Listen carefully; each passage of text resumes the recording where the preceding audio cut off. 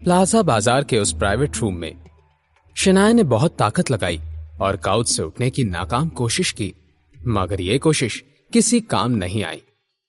मेरी जान, आओ, मैं तुम्हारी मदद कर देता हूं। कहां जाना है तुम्हें? मैं ले जाता हूं। विकी की ऐसी बातें सुनकर शनाया को नफरत सी हो रही थी। विकी उसके पास आया और शनाया को खड़े होने के लिए सहारा देने लगा। छोड़ो, छोड़ो मुझे, डोंट टच मी, मुझे हाथ मत लगाओ। शनाया ने विकी से अपने आप को छुड़ाने का स्ट्रगल करते हुए कहा। उसने देखा कि टेबल पर एक शराब की बोतल रखी हुई थी। शनाया ने अपने हाथ आगे बढ़ाए और उस बोतल को पकड़ लिया। जब तक विकी समझ पाता कि शनाया क्या कर रही थी, शनाया ने बोतल विकी के सर पर दे मारी। अगले ही पल विकी का सर और चेहरा खून से सना हुआ था। सर पर लगी चोट से उसने शनाया को छोड़ दिया। तुम कुछ ज्यादा ही उछल रही हो, हाँ? रुको, अभी तुम्हें बताता हूं कि विकी कौन है, विकी ने गुस्से में कहा, लेकिन उसकी आंखें बंद थी। शनाया ने मौके का फायदा उठाया और जाकर कोने वाले काउच के पीछे छिप गई। पता नहीं शौर्य ने मुझे क्या पिला दिया है, मेरा सर दर्द से फटा जा रहा है। एक बार इस बदमाश आदमी के चुंगल से निकल जाऊं, फिर उस शौर्य को देखती हूं। जब शनाया ये सोच रही थी तो कमरे के अंदर कुछ टूटने की आवाज सुनकर विकी भाई के बाकी साथी आ गए। उन्होंने अपने बॉस को ऐसी हालत में देखकर पूछा, विकी भाई, ये सब कैसे हुआ? क्या आप ठीक हैं? विकी भाई ने अपने चेहरे से खून पोंछते हुए कहा, हाँ, मैं ठीक हूं, ये मामूली सी चोट है, थोड़ी देर में ठीक हो जाऊंगा। वैसे ये चिड़िया कुछ ज्यादा ही फड़फड़ा रही है, अभी इसके पर काटता हूं। ये कहते हुए जब विकी भाई ने इधर उधर देखा तो उसकी आंखें खुली की खुली रह गई। शनाया कहीं भी नहीं थी। विकी भाई ने पैनिक करते हुए कहा, कहां गई वो? शनाया कहां गई? ढूंढो उस लड़की को, अगर वो भाग गई तो बहुत बड़ी मुसीबत आ जाएगी।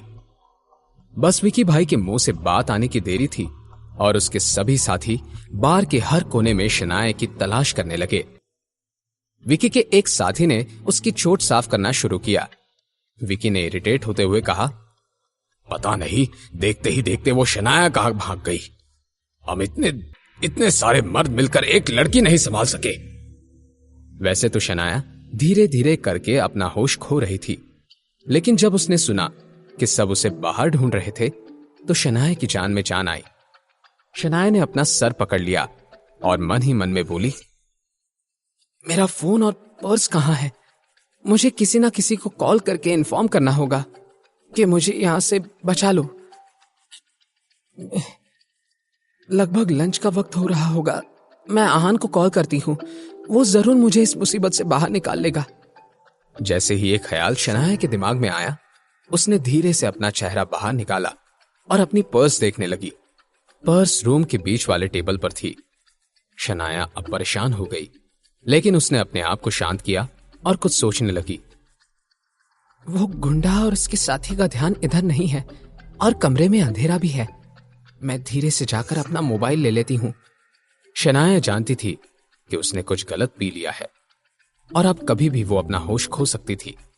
ऐसा होने से पहले शनाया को यहां से बाहर जाना था। वो डरते डरते धीरे से काउच के पीछे से बाहर निकली।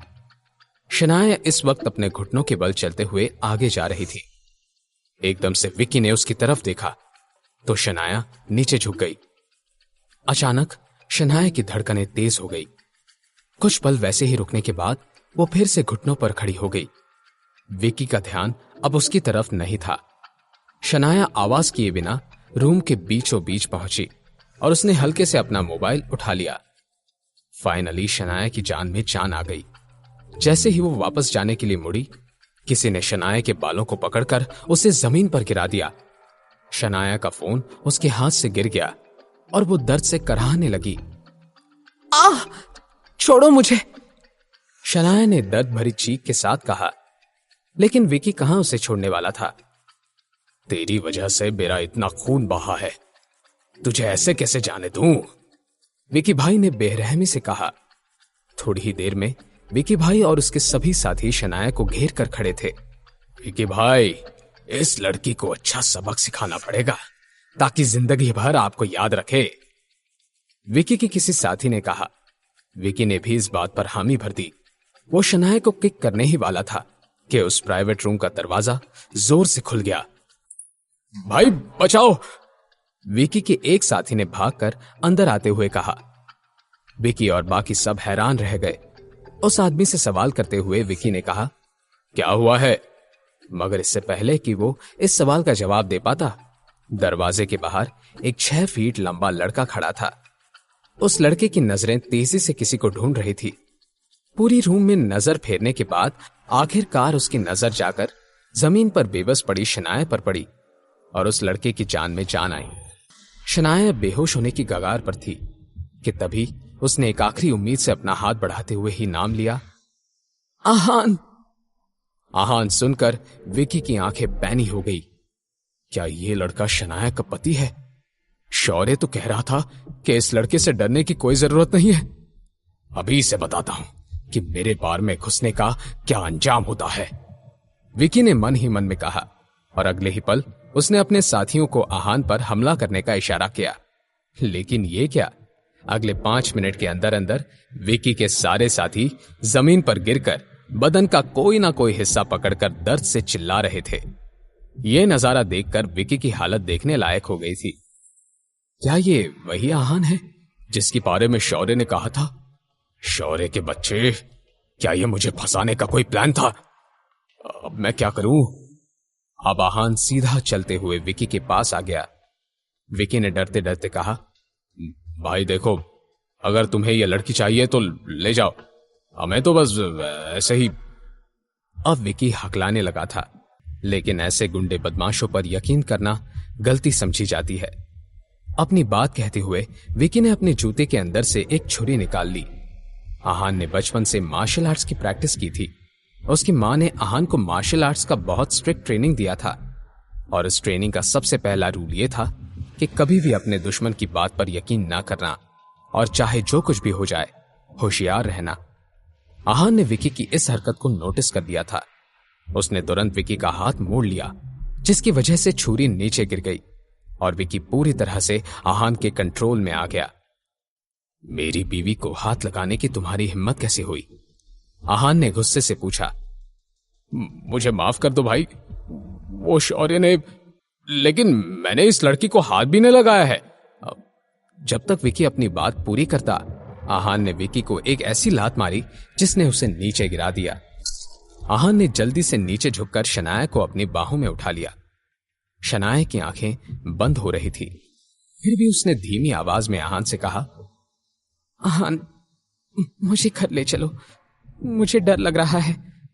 ये बात कहते हुए शनाया की आंखों से आंसू आ गए और वो बेहोश हो गई। अपनी बीवी को ऐसी हालत में देखकर आहान के दिल में नरमी छा गई। उसे अपने सीने में दर्द सा महसूस हुआ। शनाया आहान की कमजोरी थी, कोई उसे तकलीफ पहुंचाए ये ठीक था, मगर कोई शनाया को हाथ भी लगाता तो आहान का गुस्सा उसके कंट्रोल से बाहर हो जाता था। कुछ देर पहले आहान लंच के लिए घर ही जा रहा था, मगर तभी उसका फोन बजा। कॉल मिसेस यामिनी गिल ने की थी और उन्होंने आहान को बताया कि शनाया शौर्य के कॉल करने के बाद बाहर चली गई थी।